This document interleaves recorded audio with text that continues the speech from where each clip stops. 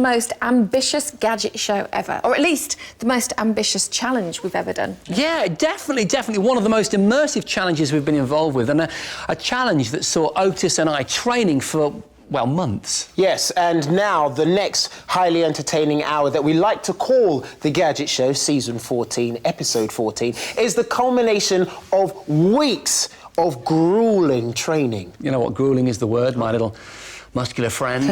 It's felt like I've been in some kind of military training camp. How about you? Yeah, definitely. I mean, we really did have to live and breathe this challenge day in, day out. And I mean, Jason, you took physical damage, cuts, bruises. Yeah. Lost a tooth. Painful. The scary thing is that's not Photoshop, that's real. Do you know what? That's an attractive look, isn't it? Thank you. Yeah. Beautiful. Listen, we've bigged this challenge up enough. Let's get on with it now, because this epic challenge that the boys undertook over the last 2 months was to see just how close to the real thing a gadget simulator could get. And believe me, the results are quite extraordinary. Our challenge began in the rather comfortable surroundings of a games arcade. This is definitely the way to start a challenge, though, isn't No it? question. But our carefree button-bashing session was somewhat short-lived. Jason and Otis, your challenge is to each learn a new skill in 2 months using simulators. But there is a twist. The skills you learn must be ones in which the other person is already proficient. Oh, it's easy for me. Tiddlywinks. Seriously, of all your many talents, Otis, martial arts, man. OK, so you've got to learn a martial art. Yeah, like Kung Fu or something. OK. Like What about me? I want to be a pilot, man. Are you serious? Yeah. Awesome! Yeah. That's a brilliant idea. Yeah. OK, so piloting versus Kung Fu. Yeah. Brilliant. In a sort of fight. Yeah. Oi, stop talking. There's more. You must both decide how each other is going to be tested. Oh, that's clever. I like that. How? That's really clever. So, I want you to fly a Cessna 172, which is an aircraft that I used to fly. OK. You're going to sit in the cockpit for the first time, take off, fly a circuit, and land it. Land it? Yes. Is that not, technically speaking, the hardest part of learning to fly? Yeah, without a shadow of a doubt. All right, in that case, you're going to be graded. Yeah. But in order to get the official grading, you have to go up against a grandmaster. You're kidding? Obviously, Is that even safe? it will be from his point of view. Clearly, this was a Gadget Show challenge where the stakes couldn't be any higher. And with personal pride on the line, we quickly had to launch ourselves into some hands-on research. I've never even been in the cockpit of a plane, let alone that of a Cessna 172. I don't know what the buttons do, what all the switches do, the levers, the pulleys, but I'm about to get a crash course in flying. Maybe that should be intense course. I'd secured the once-in-a-lifetime chance to experience the thrill of a professional flight simulator. Wow. This replica Boeing 737-800NG, which is used to train commercial pilots, costs £10 million to make. And First Officer Ben Bonus had agreed to show me the ropes. So, Ben, as simulators go, this is about as real as it gets, right? Well, this is as close to real life as you'll get. The UK Civil Aviation Authority have deemed it so realistic that this is what's used for training professional pilots. Wow. Should we give it a go, then? Let's go for it. Ben lifted the simulator's drawbridge, ran through the plane's pre-flight checks, then engaged the thrust levers. We were off. Oh, this feels so real. The cockpit's controls are all linked to a clever computer system. Oh, my word. With the pilot's view produced by 3 liquid crystal on silicon projectors. OK, there's 1,000 feet. Already? And there's a 6-point pneumatic motion system driven by compressed air that ensures realistic in-flight movements. Meanwhile, after a long, hard day of online research into the various styles of Kung Fu I could learn, that's going to be me. One very famous man eventually swayed my decision. It's Bruce Lee. You see, it turns out he actually started training in a form of Kung Fu called Wing Chun. So if Wing Chun is good enough for Bruce, it's good enough for me. To find out exactly what I'd let myself in for, I went to meet 18-year Wing Chun veteran Jacques Zivanovich, who was trained by the same man that taught Bruce Lee. I couldn't wait. Yeah, hey, check me out, man. Whoa! But Jacques was having none of my antics. Oh, hell, my back. First highlighting just how useless my combat skills currently were. Before describing what moves, reactions, Oh my God! and self-defense techniques I'd have to master with my as yet unfound simulator. Okay. It's absolutely terrifying. Back in the Boeing 737 simulator, things are happening. I'd now taken over the reins, becoming Captain Dealey. Oh, we're up! Yeah! But the enormity of the task quickly became evident. It really feels like I'm wrestling with it rather than controlling it. Monitoring the orientation, height and speed of the aircraft was proving difficult. Uh-oh. Flight slow. No. Flight slow. Oh, we're losing. What's happening? I'd become a jittery mess as I began to make my ill-judged descent towards the runway. Oh, we're nearly there! Am I approaching right?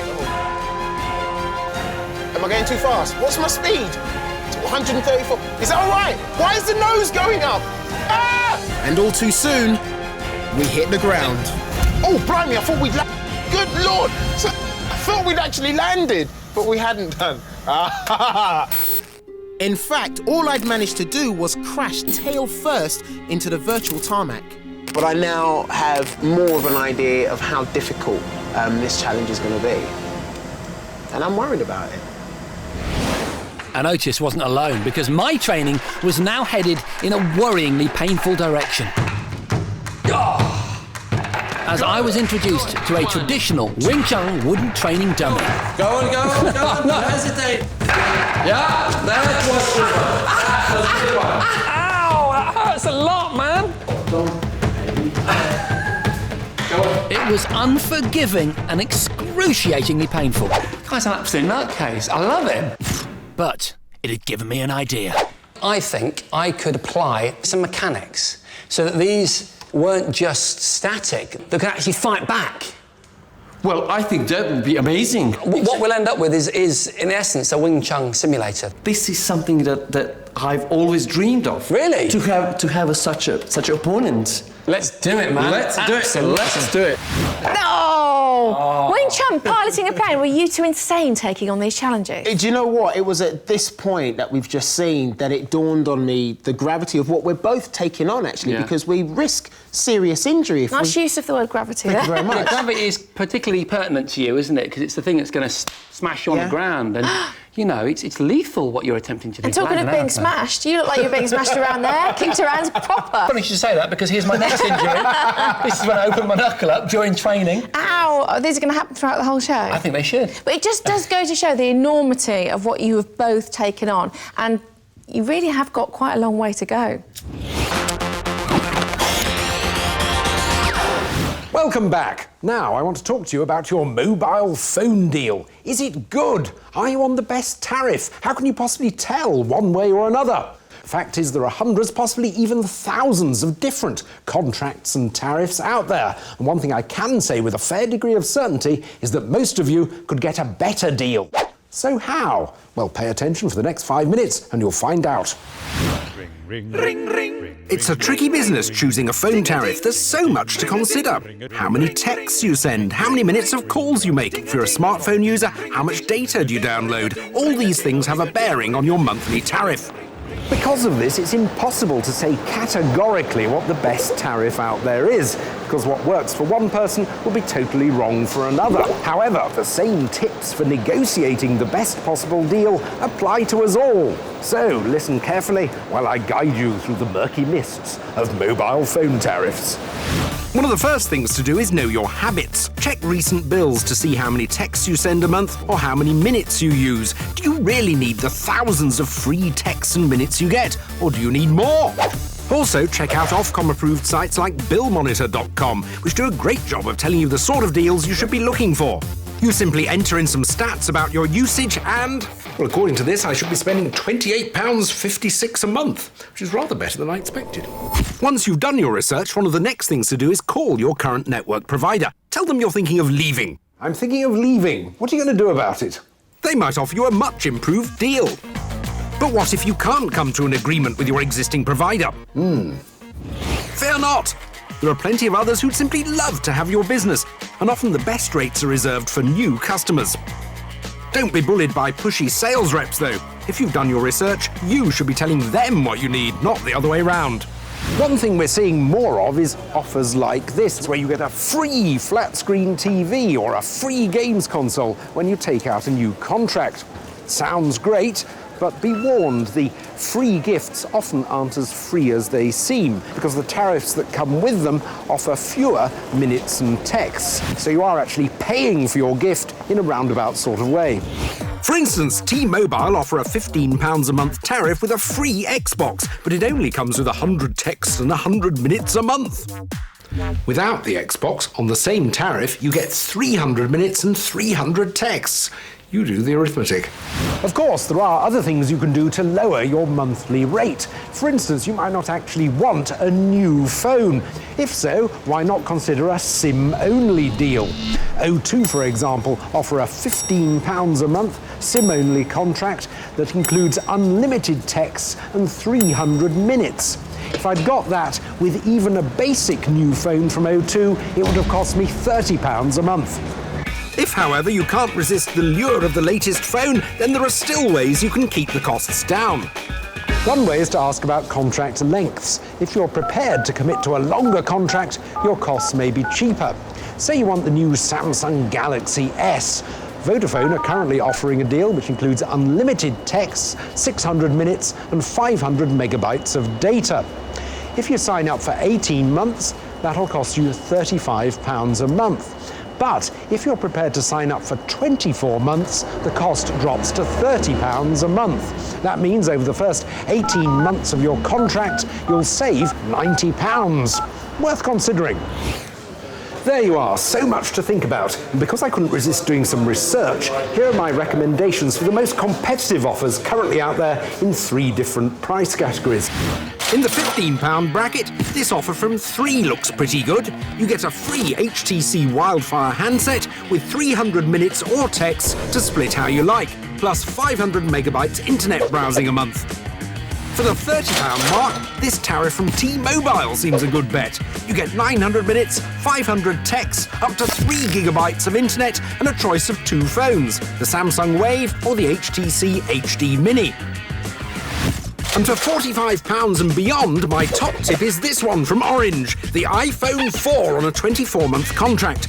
You do pay an upfront cost of £139, but for that you get 1,000 minutes, 3,000 texts and a gigabyte of internet browsing. Thank you for doing that, because I always find it incredibly time-consuming trawling through all the different tariffs that are out there, trying to choose the right one. Absolutely, and I think the key thing is not to assume that your existing tariff is the best. I mean, I thought I was on a really good tariff, and I rang the phone company the other week and actually got my monthly charge halved. Halved? It is. We should all get on the phone and see what we can do. Right, some important information for you. On the 13th to the 17th of April next year, Gadget Show Live returns to the NEC in Birmingham, and it's bigger and better than ever before. Our 2011 show will feature the return of the Test Track and Future Tech Zones, an incredible new 3D experience, and an entire hall dedicated just to gaming. You'll be able to get hands-on with the latest gadgets from the world's leading tech manufacturers, and see the 5 of us live on the big stage in the Gadget Show Super Theatre. So head over to our website at 5.tv/Gadget Show for details of how you can get tickets for the UK's biggest consumer technology event. Now, on the Gadget Show, we pride ourselves on providing important advice and information. But in last week's show, we inadvertently referred to the FreebieGeebies website in an item on online protection and web scams. In fact, the website is a legitimate incentives website that rewards users for introducing new customers to their advertisers, and we apologise for any confusion we may have caused.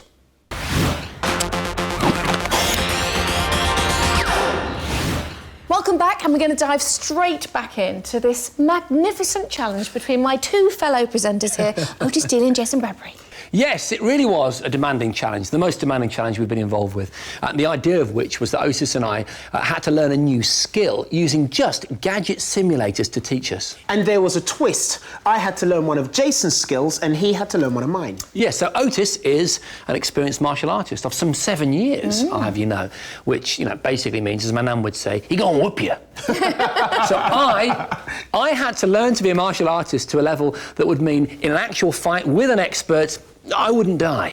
Yeah, very nicely put, Jason. And Jason is a qualified pilot, so I had to learn to take off, fly about for a bit, and perhaps most importantly and most difficultly, land That's a plane. important. Yeah, very important. Yeah. What goes up without must dying. come down. Indeed. Indeed. I know what you're thinking, probably the same as me. This is one of those challenges that could go very, very, very wrong.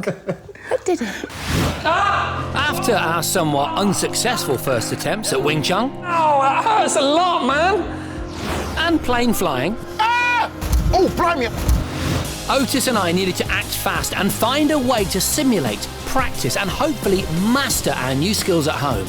Excited about my crazy robotic wooden dummy idea, the wooden dummy that fought back. Zach and I went to discuss its feasibility with Grant from Robo Challenge, the mastermind behind our Gadget Show fighting robot, Satan's Mutt. The concept is, this is a dummy that fights back. Sounds just like our thing, fighting robots. Buoyed with enthusiasm, we got to work. Grant began sourcing materials and creating designs, while Jacques and I worked out the techniques I'd need to learn. This is the book that's going to be used to judge my efforts, and so everything I could possibly learn is in here. Usually, it takes 3 months of dedicated training just to reach grade 1, so the task in hand was huge. Meanwhile, to kickstart my pilot training, I'd ordered a copy of the popular flight simulator game, X-Plane. It's the most sophisticated and realistic flight simulator out there, and, most importantly, I can fly the Cessna 172. And to run it, I'd be using a custom-built Cobalt computer with a quad-core processor and 3 20-inch high-speed monitors. But my tech didn't end there. I also had a range of USB flight control peripherals for added realism. Yeah. But before tackling my first virtual flight, I called in qualified pilot and Cessna 172 instructor, Sue Thorne. Firstly, she explained the plane's characteristics and control mechanisms. Okay, and so begins the confusion. Then Sue gave me a flight circuit diagram showing the speeds. You're going to accelerate to 55 knots. Altitudes. Only 15-degree angle of bank in a climbing turn. Okay. And engine RPM values I'd have to memorise to pass my challenge. I've got to have that all in my head, in the right order, to complete this challenge successfully. Piece of cake. Back at Robo Challenge, my robotic Wing Chun dummy was taking shape. It's an awesome kung fu trained, Bradbury-hating robot. My girlfriend's gonna love it. The wooden arms and legs have been replaced by replica metal ones, complete with pneumatic hinge arms. Look at that, isn't it brilliant? And a layer of ingenious pressure-sensitive material called QTC.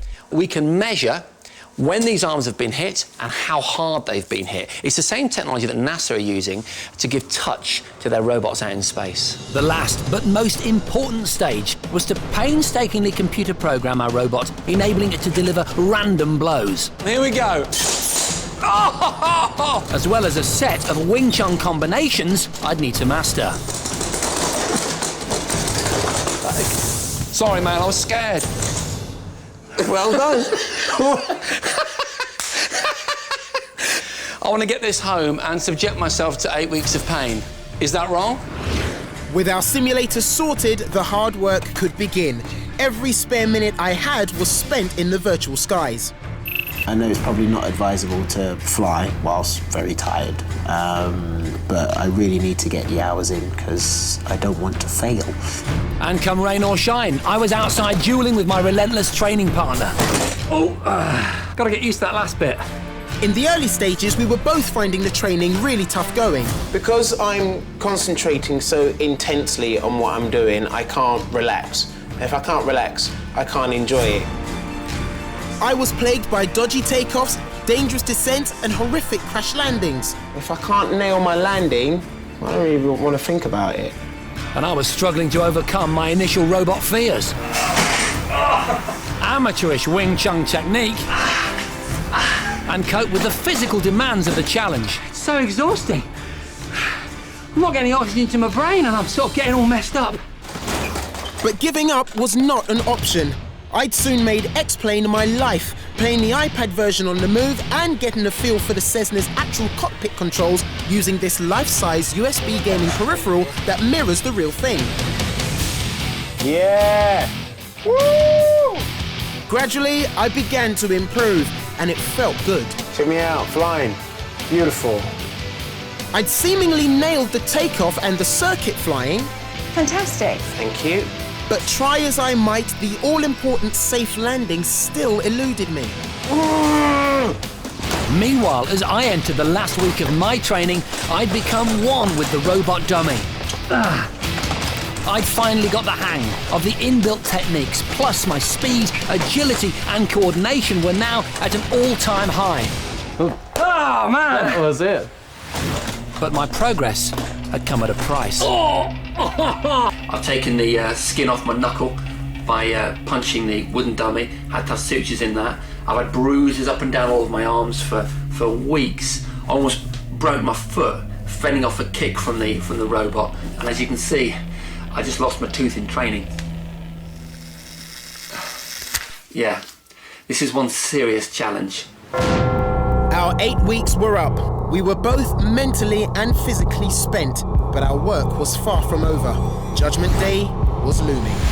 Oh, those simulators are incredible. The tech in that thing's unbelievable. Isn't it kind of However, you insane? do seem to be getting mullered. There is that. For the first few weeks, there's no doubt I didn't do a session when I didn't come back in the house with some kind of injury, like a jaw, or like I'd been punched by that protruding Not really bit. talked about your injuries very Actually, much. can I just show you on that subject? That's my latest one. That was when I the leg thing came out, almost broke my foot. I think we've had enough of your injuries there, haven't we? What about your flying? Because it's amazing. Once I'm up there, the simulator's great. Watching me bank my turns and scanning my attitude meters. About the landing? And now I've landed. Have you actually landed that thing safely? Without bending stuff? No. Because the time is drawing near to find out whether he can actually land that thing and whether he enjoyed his hospital food. Welcome back. You are just in time because we are about to rejoin this week's epic challenge where Otis and Jason have had to learn an entirely new skill. Yeah, and I spent every spare moment I had trying to learn the ancient martial art of Wing Chun. And I had to learn to take off, fly, and then land a plane. Yeah, but you see, this is the crucial part. This is the Gadget Show. So at no point had Otis been near a real plane, nor had Jason had a single bout on soft mats with a man in white pyjamas. That's right. We both had to do it using simulators only. This was my setup here. And this sadistic robotic pain machine was mine. So after 2 months intensive training, Judgment Day is now upon us. And Jason is up first. Yeah. Would the up to 3 hours a day intensive training against that piece of sadistic wood be enough for him to take on a real, proper, flesh and blood black belt expert? After 2 months of exhausting, physically demanding Wing Chun training, Judgment Day had finally arrived. Can't believe 8 weeks of training has come down to this. I could rely on my brilliant robotic fighting simulator no more. Now it was down to me, the skills I'd learnt, and a bit of protective padding. And to help spur me on, I'd invited along my Wing Chun master, Jacques. I feel I've got butterflies, but I'm also quite excited as well. Waiting to put my skills to the test inside a fear-inducing combat arena was this man, Terry Jacobs, who has a 5th degree black belt in Kung Fu and 30 years of competitive mixed martial arts experience. And with my warm-up over, it was time to enter the cage and face my opponent. My heart was racing. My stomach was in knots, but there was no going back. I had to face Terry in 3 separate 1-minute sparring rounds, and on hand to judge my performance throughout was a professional Wing Chun examiner. This was it. Time to fight. Seconds out, round 1. Almost straight away, Terry breached my centerline guard. I was completely stunned. My technique had seemingly deserted me, and only after receiving another flurry of crippling punches did round 1 end. Time. After a disappointing and painful first round, I needed to calm down and refocus. Take a deep breath. But all too soon, Seconds out, round 2. the fight was back on. Fight! Terry came out like a rocket. But soon I came good, first deflecting one of Terry's advances, then quickly following it up with a simultaneous block and punch combo. And as round 2 ended, it was clear that I'd begun to showcase some of my Wing Chun skills. You've got it in control. I now had to build on that momentum and produce a good final round performance. Fight! I owed it to myself to give it everything I had. With adrenaline pumping, we quickly began trading Kung Fu combinations.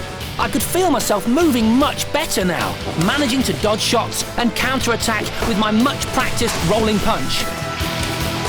All my fears had evaporated, and during a period of intense close-quarter sparring, I achieved the unthinkable. Having stood my ground and unleashed a double punch combo, I floored Terry. I was absolutely ecstatic, and after one final brawl to the mat, I could begin to celebrate an amazing round 3. Time! Oh my God! Thank you, my friend. Jason Bradbury. Well done. Thank you, mate.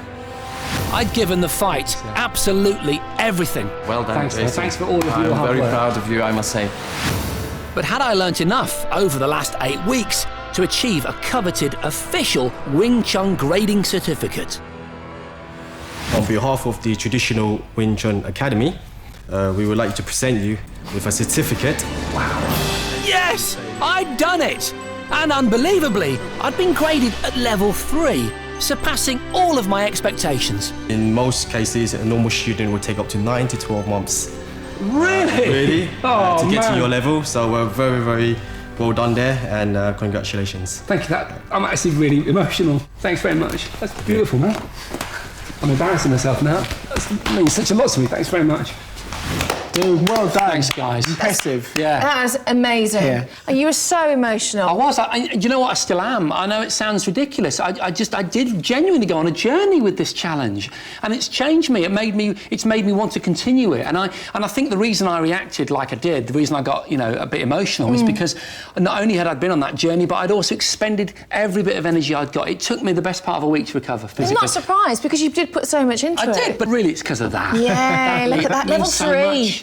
Beautiful. Fantastic. But there's only half the story. It is. It is. I mean, chalk that one up for the Gadget Show. Absolutely. Old grasshopper Jason Bradbury over there did very well, in great style. Thanks. Thank you. You did, man. But old Lieutenant Dealey over there, he's still got to fly and land a plane when he's never actually been in a real cockpit.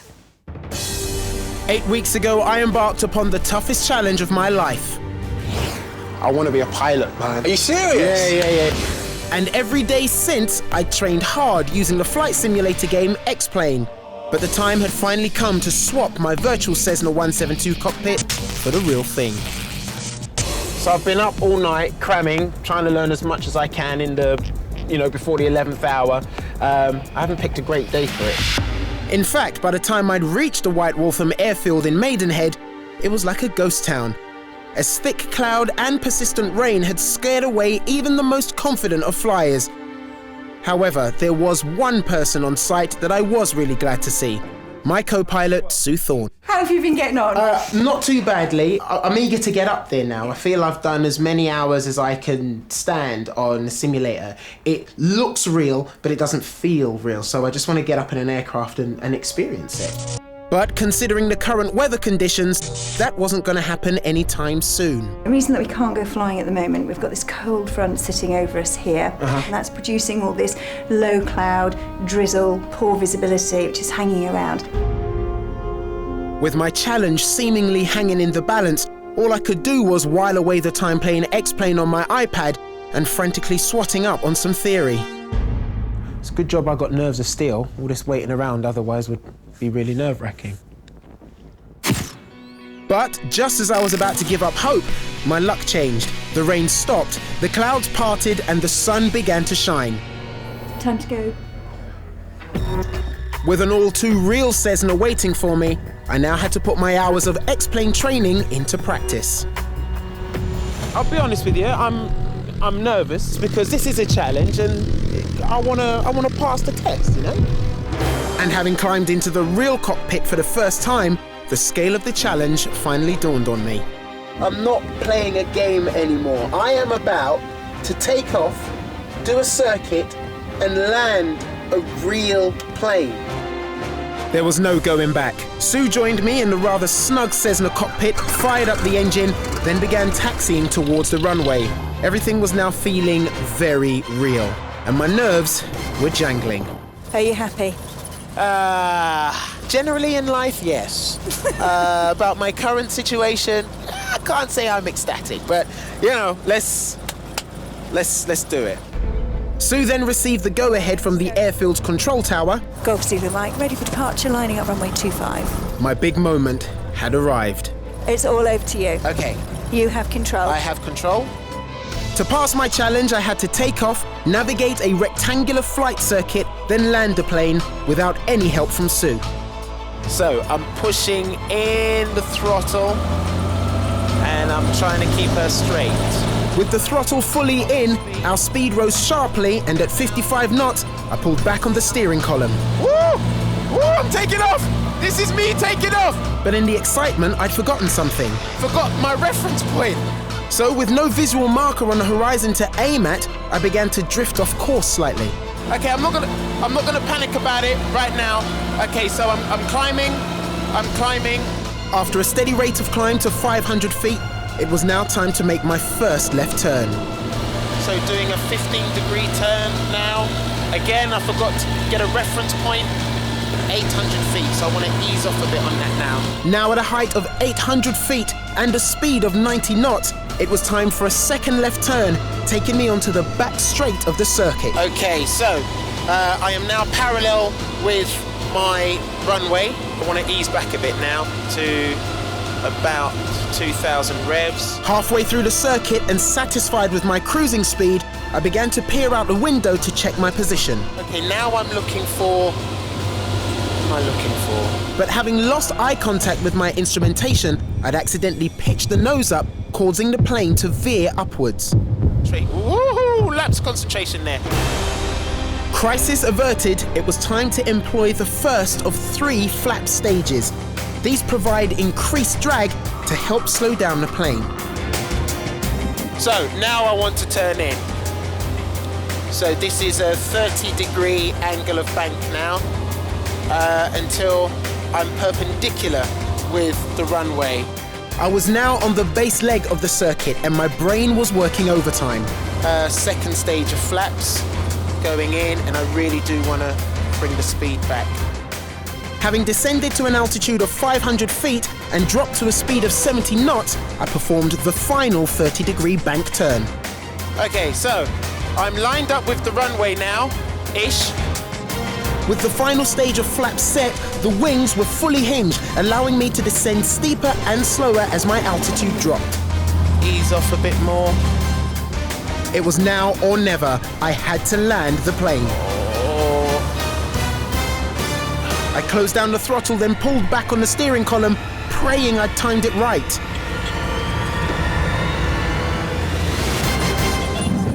Oh. I did it! Oh my God! Oh my God, I just landed a plane! That was one of the scariest things. All right, no, sorry. Pull back a bit more. Brake. Amazingly, the landing that had dogged me in training had somehow come good. On the one time that it really mattered. That was one of the scariest experiences of my life and the most exhilarating. I did it, and bless you, Sue, bless you so much. I could see Sue's hands hovering, fighting the urge to take control, but you didn't. It was really brilliant. Thank you so much for taking me through that. Oh, man. Woo, landed a plane. Yes! Oh, my goodness, I did it. Thank you. Amazing. Thank you very much. Thank you. Done. Thank you. Well done. Do you know the funny thing was, as the challenge progressed, I was actually getting more nervous because I'd built the landing part of the challenge up to be the most difficult part. So my nerves actually, that's why there was such a massive release once I'd landed it. It's a highly technical exercise in incredibly pressured circumstances, and you pulled it off. It's incredible, and you've got the bit of paper to prove it. There's your little certificate. Hey, but listen, the thing is, what we're testing is, can gadget simulators compare to the real thing? Yeah. So you both succeeded, but how do you feel about the two experiences? Okay, well, the X-Plane Simulator is a fantastic bit of kit. And in terms of scanning the instruments and picking out landmarks for me to orientate myself, it's brilliant. But that actual physical experience of being in a plane... You can't get that from a simulator. What about your simulator? Fear, yes. Physical element, yes. But this machine, from a technical point of view, in terms of teaching you the actual movements and getting hit back and making you scared, absolutely, I'd recommend it to any budding martial artist. Well, you both did an absolutely amazing job, so, you know, hats off to both of you. Incredible. And that's all we've got time for on this week's show. But, if you've missed any of this show or any of our previous shows... Yeah, check out Demand 5. You can find it on 5.tv/Demand5. Oh, so good. I loved it. See you next time. See you next time. See you.